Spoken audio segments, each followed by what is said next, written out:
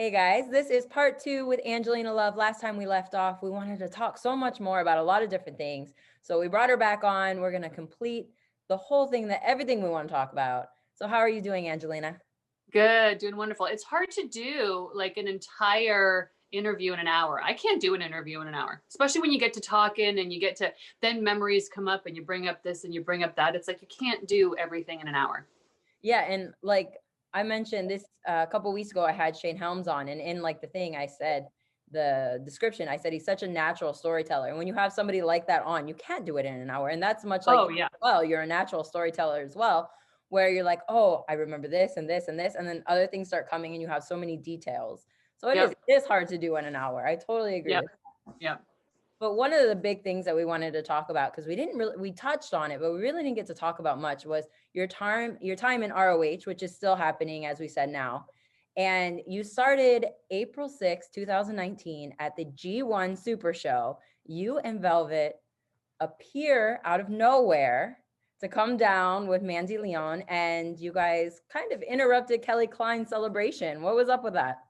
So I don't know if you know this, but this is not my first time in Ring of Honor. Right, you I started years. I did a few shows for Ring of Honor mid 2004. Mm-hmm. I was with Jimmy Jacobs and Prince Nana in the embassy, just like a manager. And I only did a few shows, and then that's right when I got hired by WWE, and then I went off to developmental. So I remember Ring of Honor was supposed to have a show December 26th, so Boxing Day 2004. But like right before Christmas was when Dreamer called me and said I was getting hired. So then I had to call Gabe at the time and let Gabe know that I couldn't do it. And he was cool. He was like, oh no, that's great. Congratulations. And like, yeah, no worries, blah, blah, blah. So for me, it's really cool because I feel like working in Ring of Honor now, it's like a total come full circle thing, like it was the first like name company that I worked for back, I was 4 years in the business in 2004. And now it's like, I'm back there now 15 years later, technically. Like it's really cool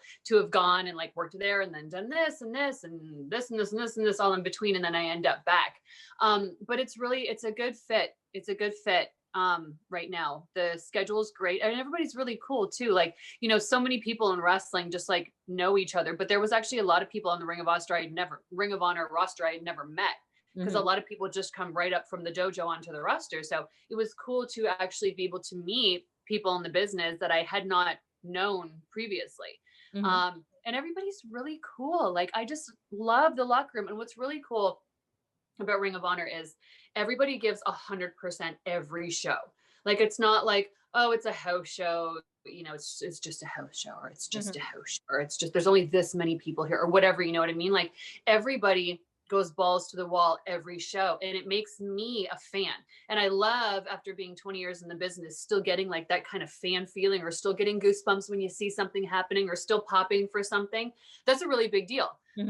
So it's really cool and it's really fun. Like everybody's laid back, it's easy.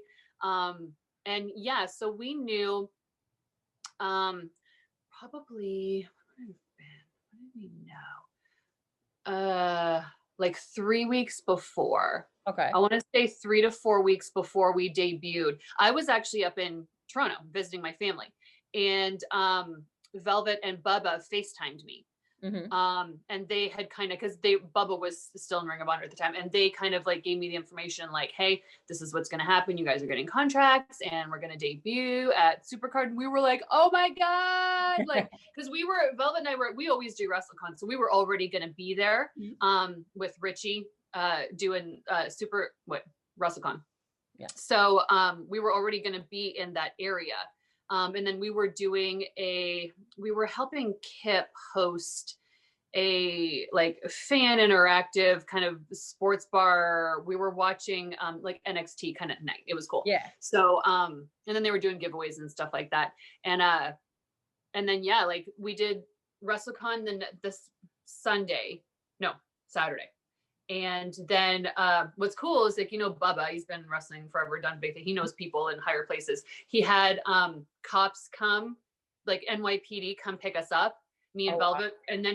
And he was doing Busted Open somewhere. So we got picked up by a cop at WrestleCon. And then we got in the van, and then the van kind of went all the crazy back ways through Manhattan to pick up Bubba. And then what's really crazy, I don't really think anybody knows this, but once we picked up Bubba, we were going to MSG to go in the back way, but then a call came in for the who's it like, so it came in because we're like in a cop van, and it was like all of a sudden we're driving down like this narrow ass little pathway between two big buildings, and then out of like just kind of out of the side, almost out of nowhere, like she gets this call on the radio, and it's, you know, it's just numbers and letters, right? Like whatever the code is.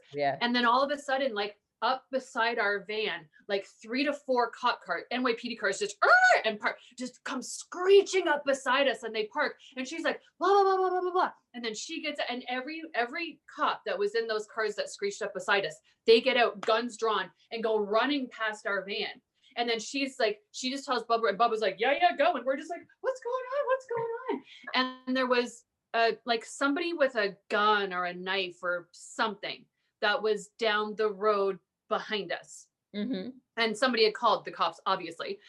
So that's why, so everybody had pulled up around where we were, because it was just behind us. But it was crazy to see all these NYPD cops just pull up. And I mean, they just pull up, you know, they just stop and run, and then, you know, guns drawn, and they're running past us, and we're like, oh my God, oh my God, oh my God. Like, you know, downtown Manhattan, like, but something had happened. And then, so we're just kind of sitting there in the van, like, holy shit, and, you know, we're watching them, but they all go run around the corner. And it was something like somebody had a gun or somebody had a knife, and they were in the middle of the street. It was very close to MSG too. Wow. But then we could hear on the radio, like, you know, suspect apprehended, because I guess that just goes through on all the radios. Yeah. And then she ended up coming back, and quite a few of the cops came back, and we were all sitting in the van like, like, is everything okay? Like, that was so scary. Yeah. And she came back in, and she just basically told us what it was. And then she was like, all right, let's go. Like, it's just like another part of the day being a cop in Manhattan. And then she drove us up to the kind of like the back side part of MSG. And then we walked in, and it was like, it's so amazing. I have the coolest video on my phone, because, you know, we wanted to post stuff, but you can't, because no one was supposed to know we were there. So we did keep it secret for about 3 weeks, which was good on us. But like, we'd even seen Jay Lethal during the day at WrestleCon, and like hung out with him and took pictures with him and stuff like that. And we've known him forever. We couldn't even tell him, you know. But then we got in there, and then he sees us backstage, and he's like, Briz, and I'm like, hey.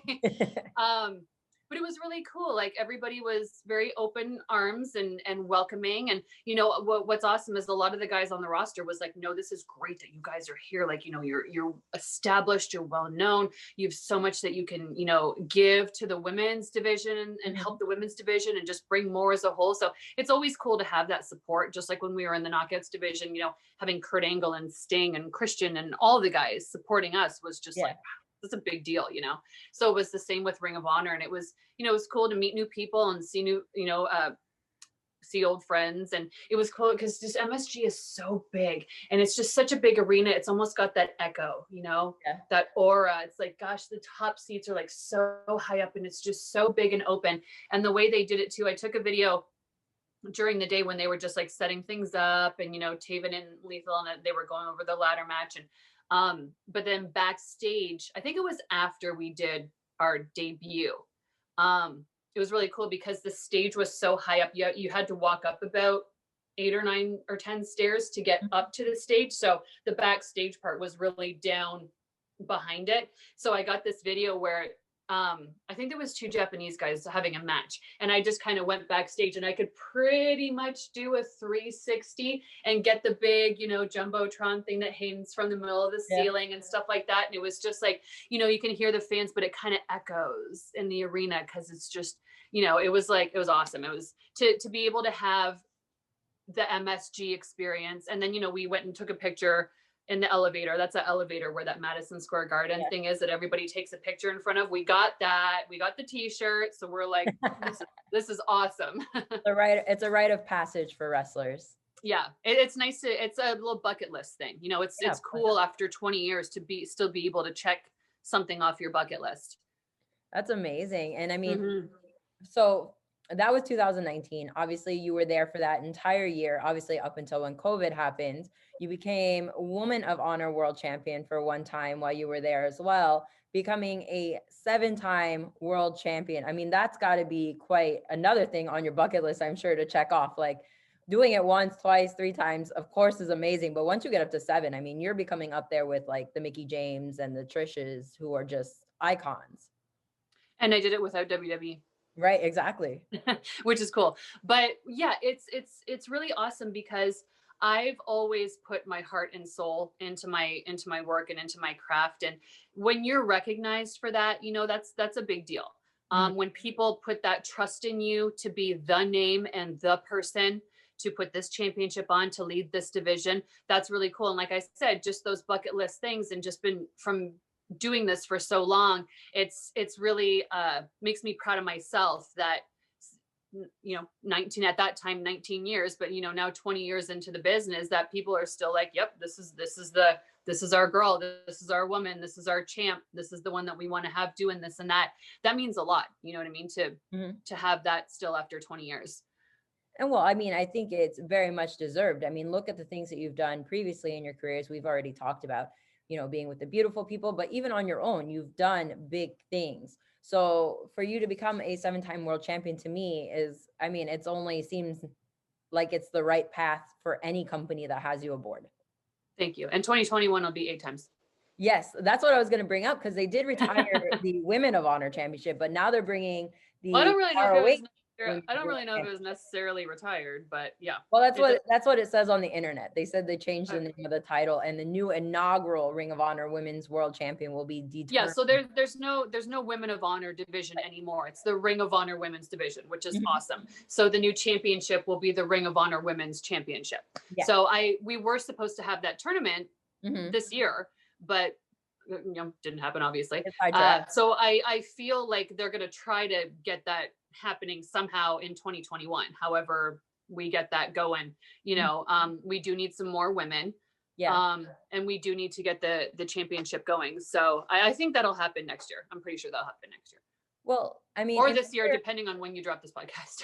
Yeah. In January, but it's okay. Okay. So this year. Yeah, this year, next year, it's all in the same. It's like that weird space of time where it's like this year, next year, right. You know, it's pretty much purgatory between Christmas and New Year's. Exactly. But like I was saying, in 2020, 2021, already there's so many women in pro wrestling compared to 20 years ago, compared to 15 years ago, compared to even 10 years ago.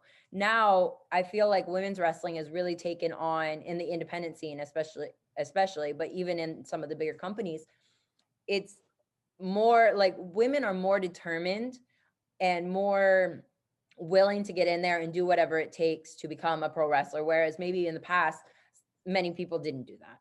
And now, so like you're saying, Ring of Honor needs more women. I know they have their dojos. I know there's lots of women who would die at an opportunity to be on an ROH show. I mean, me, when I was way too green. I openly admit that, especially now. When I worked at ROH, they were on HD Net TV. And it was one of the first shows that had women's wrestling. It was me and Sarah Del Rey versus Nevaeh and Daisy Hayes. And I was way too green to be there. And I messed up. It was a disaster, but like, I know in retrospect, like I wish I would have made more out of that opportunity, because Ring of Honor is such a high place for women's wrestling to begin with. I mean, woulda, coulda, shoulda, like those bra and panty matches. They've always respected women's wrestling. Yeah. I mean, woulda, coulda, shoulda, like everybody has those moments in their career. You know what I mean? I mean, when I got released from WWE, I thought my life was over. Like I was 25. And I had always, since I was a kid, seen myself being a WWE diva, but then once I went to TNA, and then once Velvet and I did everything that we did with the beautiful people, hindsight's 2020 or 50-50, if you ask Cam Newton. And it was like, I that's what we needed to do. And we needed to be the two girls to do it. That could not have happened if I made it in WWE. Of course. We had to do the beautiful people. We were the right people at the right time, the right place, the right time in wrestling.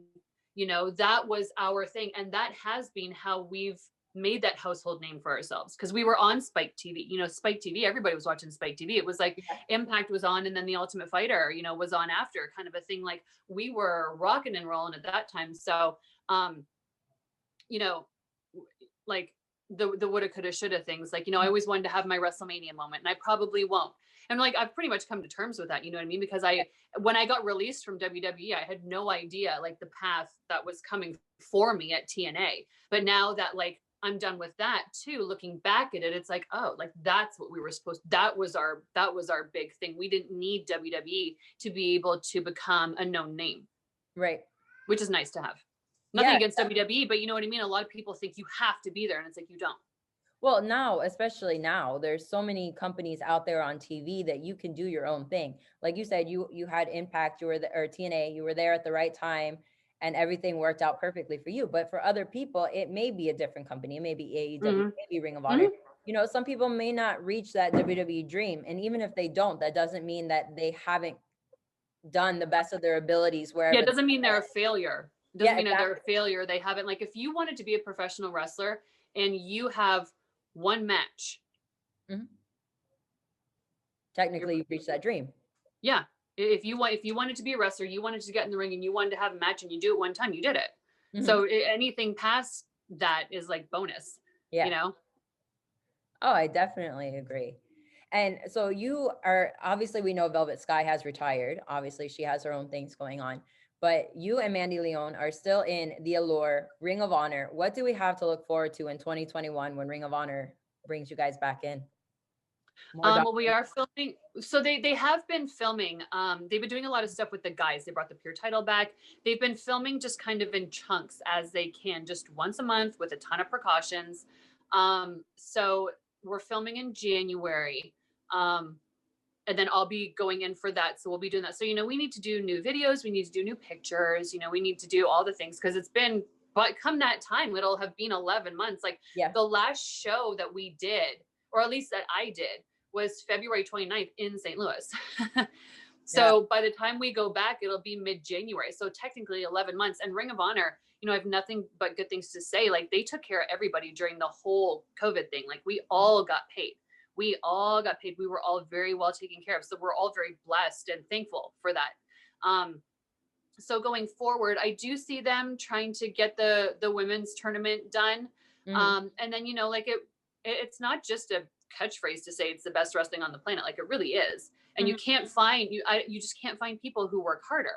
I mean, like just from what I see in the locker room that I'm in, it's just every night I'm just like, wow, wow, wow, wow. Like everyone just went like, just balls to the wall, like full force. Just it's and there, you know, and everybody, I give everybody in wrestling credit right now because, you know, as a wrestler, it is so hard to just wrestle and not have a crowd, not have fans, not have that interaction, not have that energy to feed off of. And everybody, WWE to everybody, you know, Ring of Honor, everybody's killing it in the wrestling business right now because they're all having to do it in front of nobody. And that is so hard. That is so hard to do. You take like, let's say you have a big bump that you're taking like off the top rope or whatever. And it's like, usually when you fall and there's a crowd there, they bring you back up, like that spirit, like that they have and the interaction and everything that brings you back up. You're easier to like get back going again. But when you have pure silence after you hear yourself take that bump, you're like, wait, now I got to get up again. Yeah. Like when I watch what the guys in ROH have been doing, like I think, Vinny and Taven did something with the table and I just watched that bump and I'm like, oh, it hurts 100 times more just watching. Cause you know, like when I wrestled Maria at Final Battle last year, 2019, like when she basically just gorilla pressed me onto the announce table, I just kind of bounced off and ping ponged off the chairs and landed on the floor. If we didn't have like the crowd and the adrenaline and the energy and like the, this is awesome and the holy shit chant and stuff like that, like, you're not going to see me doing that. Yeah, you're going to still like be in front of nobody because that table bump would probably break me in half. Like there's just something about having fans and the energy there and the interaction that is like so important as a performer. 100%. I agree on that. Like I don't honestly, I mean, in wrestling, we know that there's customs and like it's a completely different world, but I can only imagine when you're going into an actual match and you're taking like different bumps than what you would in say a custom. If you guys don't know what a custom is, it's when somebody buys a video of you and somebody else, and they pretty Just much, basically somebody from home yeah, making their own match, and yeah, and whoever books it gets the people together, and we get paid, and we film it, and it goes to that person who yeah. wants it. Exactly. When we would And it's totally different though. when we would do Lexi's, and she'd be like, "Oh, this," I'd be like, "Girl, I don't take no bump. Like, I'll Yeah, do like a exactly. 10-minute headlock match or whatever, but you want me to bump in that ring? Like, that hurts." Yeah. And of course, Lexi has, I do believe it's a boxing ring, so it's a bit smaller and stuff. So the Was it a box? Okay, I yeah. think so. I'm not, Those I were know there's been many places I have done those customs. were fun though. And you know what's cool about that is like people can shit on those all they want, but I watched Lexi help so many girls Oh, buy yeah. groceries, pay their rent, have money that they needed. Everybody had fun, and it was cool too. It was like a convention where like, oh, we haven't seen this person in 2 years, or I've never met this person, or oh, I haven't seen this person in 5 years. And, everybody gets to get together, and she makes food, and you get to hang out and chit chat and make new friends and catch up with the old and all that kind of stuff. And it was really cool. And sometimes Lexi would put together like these like miniature dream matches. Like never in my life did I think that I would wrestle Leilani Kai. And then I got to do it at customs at Lexi's. And I was just like, this is probably like the coolest thing. Like next to Sure. like Sensational Sherry or like Trish Stratus, this is like Yeah. my like highest point in my life. Cause I mean, I'm so like, especially Sherry, I'm so old school with that. So like, oh, Yeah. Leilani Kai. Oh my God, Yeah. Yeah. Yeah. Those were always fun. But yeah, like, with Ring of Honor, I'm looking forward to it because I miss everybody. Yeah. Like it really is a really cool roster where you're like, oh, I kind of miss like getting in the van and driving with people and hanging out after the shows and stuff. Like it's just really fun and really cool people. So and like I said, they've been taking care of all of us. We're just so blessed to have all kept our jobs and all been paid. Mhm. So I'm really, really, really looking forward to going back to work. Oh, I can imagine. Yeah. And speaking of other work that you've done, I mean, you are like multi-talented in just everything that you do. I mean, we talked earlier about you being an esthetician and all that, but you also do acting on the side. And I know I put it in my story around Christmas time that you were on Christmas with a View, Yeah. which is a movie that was released in 2018. I had never seen it. I'm sitting here watching this little love story on Netflix, and I'm like, oh my God, there's Angelina as one of the Janices. That was so fun. Yeah. So this, and there's just so much that I've been able to do in my life that I just attribute to my career in wrestling. Like wrestling has helped me meet this person. Like I met Dee Snider at, a horror con one time, and it's like, Dee Snider, or like, I met this person or this person, and like Firuza Balk. And like, I walked up to her and I'm like, I loved you in the craft. Oh my God. Like, yeah. And she was so sweet too. So, wrestling has given me just the coolest opportunities. I met Head from Korn, the guitarist from Korn, who like I was so in love with when I was 14. Like, oh my God, like the Freak on the Leash video, like, and I got to meet him, and he was a wrestling fan, and he was super cool. And like, I don't know, it was just like, but doing stuff like acting, so that's a Canadian crew and a Canadian cut. That's a whole Canadian done movie. Brigitte Kingsley and Andrew, it's either Simek or Simic. I in my head it's always Simic when I see it, but they are married. Andrew does like editing and producing and directing, and Brigitte does directing. She does talent relations, and acting herself. And they are just some of the nicest people. And I'll tell you what, I do like acting a little bit more than wrestling, because like when you do fight scenes and stuff, you can miss by this much, but the camera angle makes it seem like, all you got to do is just act like you're getting hit, and like, it's but just everybody with the crews with those movies, they just seem to always get the nicest people, like the nicest people. No one's grumbly bumbly about their job or what they have to do. It's like everybody from top to bottom and in between is so nice and so easy to work with, and everyone is so well taken care of. And so I started off with them because I want to say in 2009, Demore had hit me up because Christian actually worked with them. They had this series called Dark Rising, and it was like yes, I saw you were in that as well. Right. So that's kind of sci-fi comedy kind of stuff. And Christian was in, they did straight to DVD movies, but they did like their own little premiere at a small theater in Toronto. And Damore asked if I wanted to go because Christian had invited him, and he knew that I was up visiting family when I was on break from TNA. And so he had invited me to go to this premiere, and I saw Christian there and his wife, and then Brigitte and Andrew were there. And, you know, after the movie, they got up and they did a little speech and stuff. And then we all went out to like, you know, a restaurant to eat and stuff like that. And I got to kind of meet and talk with them, and they just liked my look. They knew what I was doing in TNA. They liked my character and stuff like that. So they wanted to work with me. So it was probably a year to a year and a half before they were starting a new project, and then came up with, they did Dark Rising 2. And right just at the very, very, very end of the movie, I just kind of did like a little pop-in thing. And then that led to, so that went straight to DVD. And then they did a like TV show called Dark Rising Warrior of Worlds. And when I quit TNA in, I think it was June 2012, I started working with them in July.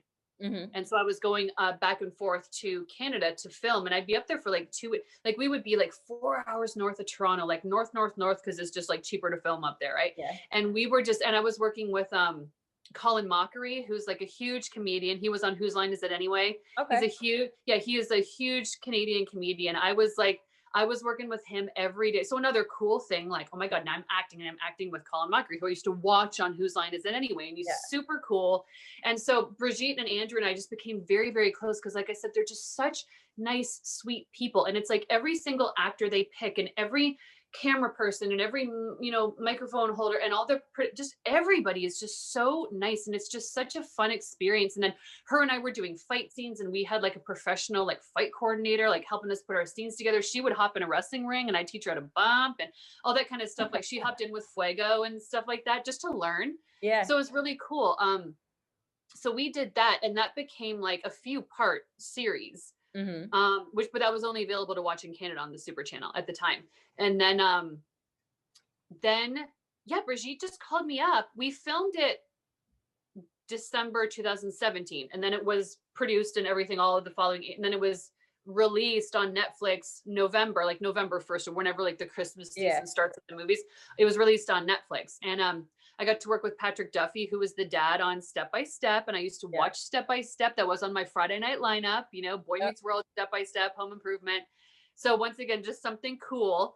And everybody was so nice. I think Joan Walton or something. She was like from The Young and the Restless or something like that. And she'd been on that show for like 20, 30 years, something like that. She was the mom on the show. And then I got to meet some really cool Canadian actors. And, you know, Brigitte and I, we just kind of stepped out of when we did comedy. We just did like, you know, silly, dumb, blonde kind of comedy. We were the comedy in the movie. And it's funny too, because when I watched, like, we filmed so many more like ridiculously funny scenes that they didn't use, but those movies are so Hallmark, you know, they're like it's the romantic Christmas movie, you know, but I think if they had have used everything we filmed, people might have thought it was too silly or too comedic. Right. And, you know, that genre is just, you know, it's such a genre in its own. So, but I mean, we just had a blast. And of course, I couldn't believe it. Like I had to go up. I went up and filmed for like a day or two, 1 week. And then I went back, then I came back down here because, you know, my son was only a year and a half old at the time. And then I went back up again for like another day or two the following week just to finish. So I only really did like 3 or 4 days of actual filming for that. But I always get sick once a winter. So far this winter, I'm doing good, knock on wood. And I always lose my voice.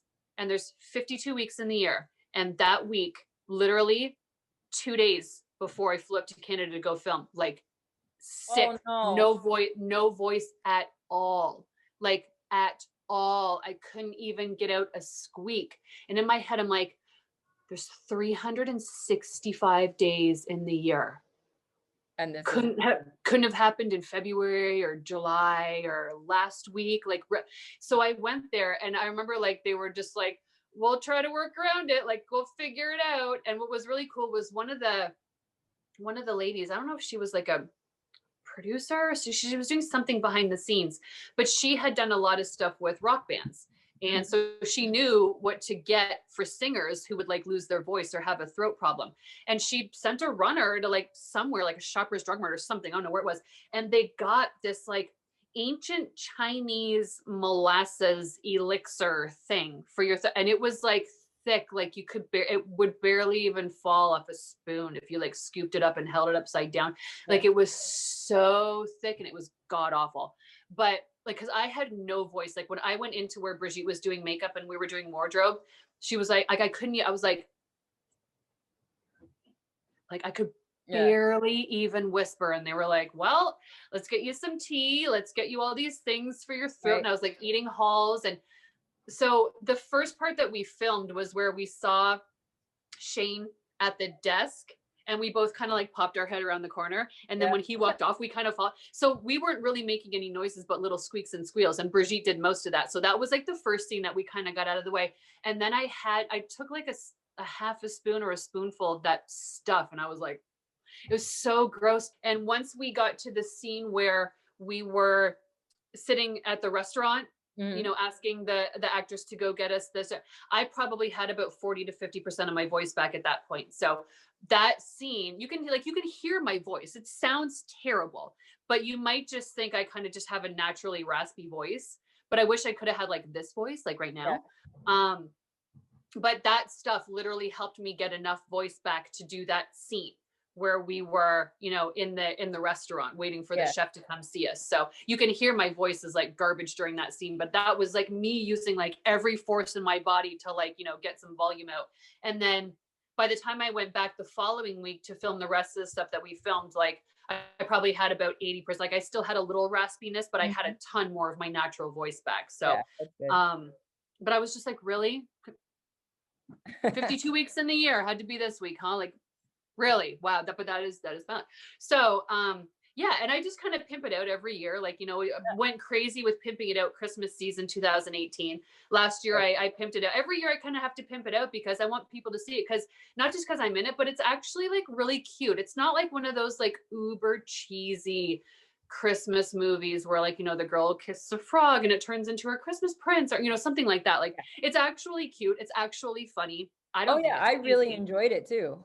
Yeah, and Brigitte and I always talk about like we need to do a Janice and Janice spinoff. Like it just needs to be like dumb blonde, like simple life, you know, like Reese Witherspoon kind of just comedy. So we talk about it all the time. Maybe it'll happen one day, but that would be great. They were like, we didn't know you did comedy. And I'm like, yeah, I'm ridiculous. Like, how'd you not know that?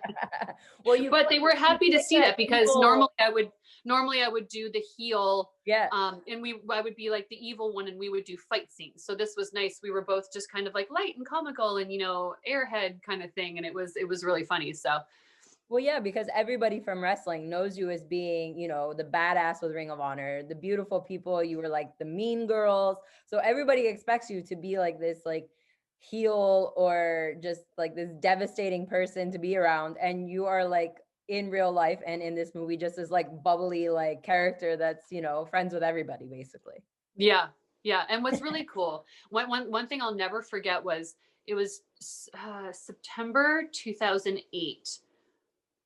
It was me and Taylor Wilde for the Knockouts Championship in Oshawa, Ontario, which is where I went to college. We were literally like 8 minutes away from like my dorm where we stayed and the college that I went to. So I probably, between family and old buddies from college, I invited like 42 people. I comped like 42 people to come to that pay-per-view. And me and Taylor Wilde wrestled. So it was like, you know, Canadian versus Canadian. We trained together. Like we knew it was going to be awesome. We knew it was going to be easy.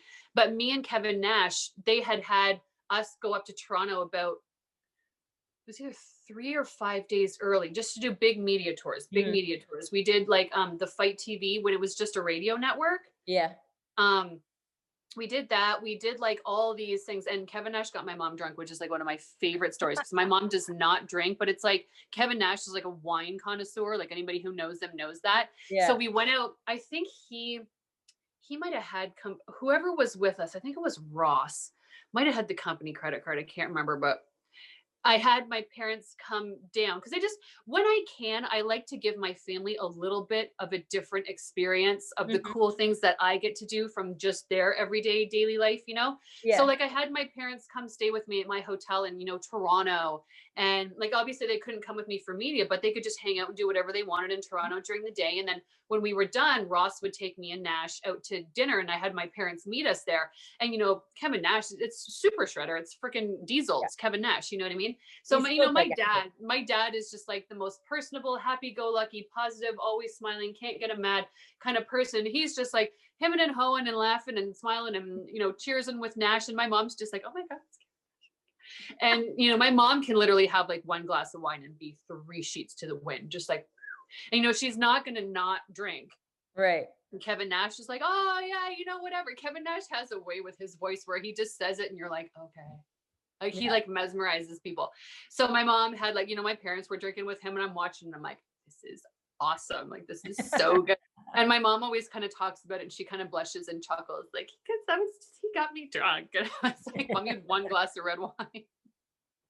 But to my mom, that was getting drunk and stuff. And that's something that she still to this day like chuckles about, and she'll always remember. My dad would be like, oh yeah, it was so cool. It was like a $300 bar tab and whatever. But I just like to give those little tiny little experiences. Like when we were in TNA and it was on Spike TV, I remember me and Velvet, we went to a UFC show. I think it was Fort Bragg. It was on it was on like a military base kind of thing. It was for military in North Carolina. And my sister, she wasn't married with kids at the time. So I flew her down and we picked her up. I think Shane and Val were together. And we went and we were like 3rd row from the case. So I was able to bring my sister to like a UFC pay-per-view, on a military base. And, we met Dana White and we went backstage and all that kind of stuff. I think Brock was there. And, that's something that my sister would never do, but I like to just little things where I'm like, come experience this. Like, it's so extra cool. Like, it's become part of my life, but it's like extra cool and super outside for them, so I like to kind of be able to do those little things with them when I can too. So my mom used to carry my trading card in her purse when we had trading cards. When we first got them with TNA, she'd whip it out anywhere and be like, that's my daughter. So once this, Netflix show was on, just everybody she knew she was telling about that, she'd post about it on Facebook and stuff like that. So always had a ton of support too. So, but I love acting. It's so fun. You get paid so much more. And it's like, and you don't get hurt because every punch is like, this far away, it just goes, it's like, it's super fun. And I've just been blessed to work with like the coolest people, the nicest people. So yeah, can't complain. Definitely. I mean, like I said, that surprised me because like, I mean, I've been friends with you for a long time now, but like, I guess I never like saw it and went and watched it. But now like I watched it and like, it took me by surprise and I was like, oh, that's my girl. She's doing her thing. I love it. So fun. But the point I was getting at with doing the media with Nash, I just remembered. Oh, no problem. Was when we went and did the Fight TV radio show, I was just talking back and forth with the DJ like I am with you. Yeah. And he just kind of stopped and he was like, I'm just kind of shocked. He goes, you're actually like a really nice person. And I just kind of laughed and I'm like, yeah. But it was actually a compliment because he was like, well, he's like, I truly, honestly, personally did not know what to expect because your character is so convincing on TV. That's what you expect to meet or to see in real life. You don't think like, I guess he just really thought I was going to be a bitch. And I was like, oh God, no. Like, I mean, we're women. We all have bitchy sides, of course. But like, oh my God, if I was really Angelina Love in real life, I'd have no friends. Like, it would suck. Right. Like, no, but I was like, that's actually like, people think if they say that to you, it's an insult. And it's like, no, that just means I'm good at my job. I'm good at my character. But I always remember that guy because I feel like that was the first time that somebody was really like, wow, I just expected you to be a horrible, awful person. And you're not. Oh man. It's so funny because I actually shared this story with my husband the other day. And I was like, I'm not gonna share it with Angelina. He's like, no, you really should. And I'm like, okay. So we actually met. We had our match, but we had met, I think maybe 2 years prior to that. And I was just coming up in the wrestling. Indiana. No, it wasn't. It was at the Arnold Classic and in Columbus. And I was on that particular day, I was really, really sick. I had gotten food poisoning the night before, but I was like, I'm not gonna miss this. I really want to go down because that's like, when you live in Ohio, the Arnold Classic is like the place to go when you really want to like network. So I'm like, Sure. I think my first match was coming up like the next weekend after. I'm like, I really just want to go network with people and stuff, even though I'm sick. It's not like There's a lot of wrestlers go to the a Arnold. Yeah. lot. Yeah. Yeah. So I went down and I was getting food because I was not feeling very well. So I got food and I was sitting there, and my friend that was with me, Diana, she's like, "Hey, there's Angelina Love and JBL sitting at that table over there." And I'm like, "Yeah, JBL. yeah, you were talking to JBL at a table." Oh, okay. Yeah. No, Yeah. him and I were cool in WWE, but I don't remember seeing him at the Arnold. But I must have seen him and gone and said hi or something. Yeah. So Okay. I had worked up my courage because at that time, I'm just training. Like my first match is a week later. So like meeting stars and being like part of the business was not like my thing. So I walk over to you guys. I'm like, "Hey, my name's Stephanie. I'm training. My first match is next week," or whatever the case was. And like I sat down and I talked to you. Like I turned my chair and was like, "Hi, Angelina. How are you?" And da da da da. And like totally kayfabe the hell out of JBL. And I was like, I feel like such an asshole that I did that. And my husband's like, "That's hilarious. You should share That that is funny. story with her." Because He's cool that's though. just like you should, yeah, of course. But he's like, you shouldn't have probably kayfabe the hell out of him, but it's still cool because like women's wrestling was all that you cared about, and you were like, "Okay, hi JBL, and I'm gonna talk to Angelina." So and Did we have a good convo? yeah, you're like encouraging, of course, like, "Oh, okay, good luck on your first match," and all that kind of stuff. Because I told you I was working with Madison Rain, because that's who I trained with, and it was my very first match. And I was like, "Yeah, so I'm going to be wrestling Madison Rain next week." Of course, her name wasn't Madison Rain then. And you're like, Oh, okay. "Oh, you guys will have a great time," because obviously you had already known her from working with her and stuff. So it was, yeah. So that was the first time we actually met, and you were That's so cool. I completely love it. kind and everything. So it was good. Love it. Yeah. All right. Well, Angelina, I don't want to keep you too long today because I mean we could talk all day, obviously. Go easy. But I want to thank you so much for coming on for part 2 of Thank Talkin you. Sass. And Yep. I can't wait to see what happens in the coming year with Ring of Honor and everything that you do. It's gonna be a good year. I think 2021 is gonna be great for the year as a whole. I think so too. Yeah. Everybody deserves it this coming year. Yeah. We're all gonna ascend to a higher level. And people always want to go back to what we had. You know what I mean? Or talk about the new normal. And it's like, we don't want to go back to what we had. That all stopped cosmically for some reason. It wasn't working. There's Yeah. a lot of things that were going on that we didn't know about and stuff like that. And it's like, I feel like a lot of things are getting drained and washed out and cleaned up. And I think, I don't want to say new normal. I just think new era. It's going to be a new era in life and on planet Earth. And I just look forward to seeing like the skies clear and everything get better. And it will. It will. We just all have to ascend a little bit higher. Just look beyond the things that you see on the TV. Stop watching the mainstream media. That's my advice. Yeah. You know what I mean? But just get above and beyond and open your mind and your third eye and think for yourself and look, get in nature and all the good things. Hug your cat. You know what I mean? Hug your kids. This year was a good year to completely reevaluate the things that you were doing, and now to ascend. Absolutely. Like I feel like, just without even talking about COVID or whatever, I feel like if you just look at it on a spiritual level, everybody just needed to stop. Just stop, like slow down, stay at home, read to your kid, eat at the dinner table with your family, ask them how their day was. Do you even know what your kid likes to do? Like, just get in touch with yourself and get in touch with your family more. And hopefully a lot of people did. And use that time to get to know their kids better, or to do memory making activities with them or stuff like that. Like, I think it was just because everybody's just go you're on your phone, you got to work, you got to go to sleep, you got to do this 9 to 5, and it's the same thing the next morning, sit in traffic, and everybody just I think it was a good time, because as weird as the year was, I had a great year. Like, financially, I did great. Like, I literally re-signed a new contract with Ring of Honor as soon as the thing started, like April 1st. Like, you know what I mean? Like, as soon as it started, I re-signed and got a raise, and they took care of us the whole time. And then just everything, I spent practically every day with my son. Like, I got to just be with him. And we didn't have him go to school this year, from August until the end of the year, because we were just like, not even going to bother with it. But it just gave us so much more family time and, time together, me and him, and just we did so much more stuff, and just a lot of like our bond just strengthened so much this year too. And I just hope that that did for other people. I think 2021 is going to be great. I don't think come January 1st everything's going to, Oh, no. just, but it'll happen next year for sure. I think everything will be better in a different way. I totally agree with that. So why don't you go ahead and you give your social media again so that everybody can follow you if they don't already? And yeah.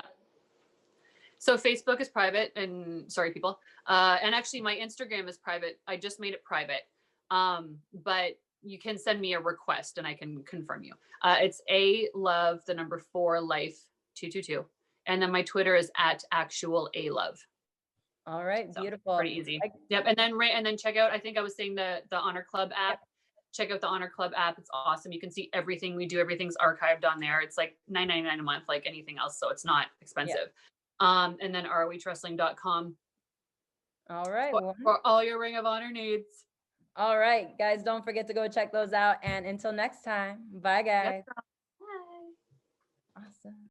So glad that we could share some stories. And also, you guys get to know Angelina a little bit behind the scenes, because obviously her character that she plays in Ring of Honor and she played in TNA is not exactly who you get in real life. She is such a sweetheart and so delighted to have her. So once again, thank you, Angelina, for being on the show. And also, if you haven't heard already, Angelina and Velvet Sky are starting their own podcast, and the first episode comes out on Valentine's Day. Of course, it's called The Beautiful Podcast, and you can go to russosbrand.com and subscribe. And while you're subscribing, don't forget to subscribe here on YouTube or on your favorite podcast platform so you don't miss a second of Talking Sass. Also, it's the first of the month, so you know what that means. It's the best time to sign up for patreon.com/sassysteffi to get all sorts of monthly exclusives, weekly exclusives even. And it all starts at $2 for a whole month of exclusive content. So make sure you go and check that out. Don't forget social media as well, @SassySteffi on Twitter and on Instagram. Until next time, guys.